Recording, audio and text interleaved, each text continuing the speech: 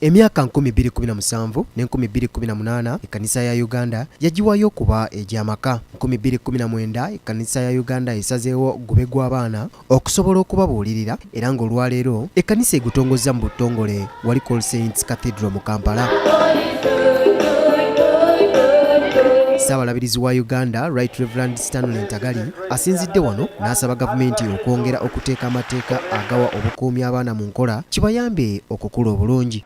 As we launch the Year of the Children this year 2019, I pray that we shall make it our individual and corporate or collective responsibility to advocate for the rights of all our children, to give them maximum protection, to give them the chance to enjoy their childhood and grow happily in order to become healthy, educated and responsible citizens of Uganda and leaders. Kyokka Miriam Matembe, omulwanirizi w'eddembe ly'abaana n'abakyala, yagamba nti amateeka gano ate gongedde kwonoona abaana ba ggwanga mpozzi ate okussaawo ago agayinza okuyamba abazadde n'abaana.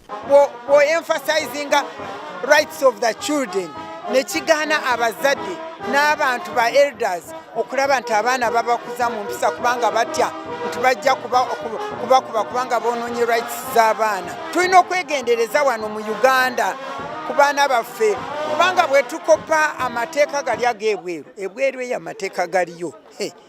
Omuzadde tayinza kugamba ku mwana. Ssaabalabirizi era asinzidde wano n'avumirira nnyo ebikolwa eby'abasajja abasuulirira obuvunaanyizibwa bwabwe nga bataata, ebikolwa eby'okuggyamu embuto nakyo ng'akitadde ku basajja abeesuulirayo ogwa naggamba nga kugasse n'abasomesa abakabasanya abaana be basomesa.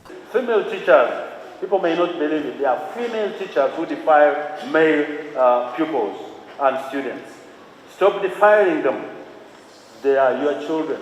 There's nothing that makes a teacher and a pastor like me happier than seeing the person who went through your hands well blessed. Bw'atyo Ntagali ategeezezza nga kino bwe kikwata ku buli muntu kuba bano be bagenda okuba abakulembeze b'enkya, kyokka n'ategeeza nga abaagala okuleeta okusomesa abaana ekikula kyabwe bwe balina ebyekusifu bye bakwese mu ekyo. May God use you. It begins with you. May God use you to do your part. I want to pray that as we launch this year for the children, all Ugandans, my fellow church leaders, and all of you Christians, men and women of God, will work together to support the church to make children happy.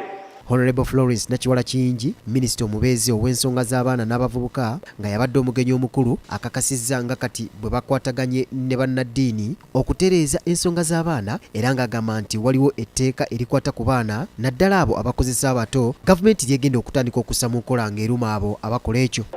Era tukirabye wano nti okuzaala omwana kyangu nnyo naddala ku baami.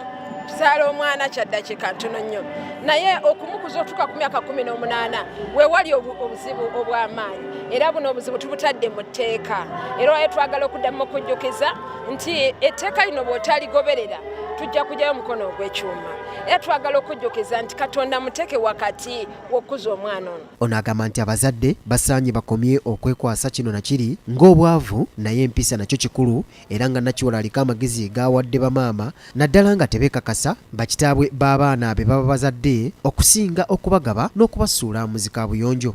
N'otuula n'osalawo nti omwana eyamukutte n'amusobyako aleete embuzi n'ente 2 omwana agende naye ebyo byonna kubonyaabonya mwana n'okola emikolo egy'ekiro ssaawa 9 n'oteeka omwana ku stage ogokola nakubonyaabonya mwana n'olwekyo olwaleero kyevuddeyo n'amaanyi okulondoola ebyo byonna era omwaka guno tuguwaddeyo olw'abaana. Omulamwa gw'omwaka guno gubadde nti Take Care of This Child ky'oyinza okuvunula nti labirira omwana nga gusimbuliziddwa mu kitabo ky'okuva kiwandiise Exodus era nga gwe gugenda okugobererwa omwaka guno. Mark Jackson Kasule, BBS Terefayina ageesigika.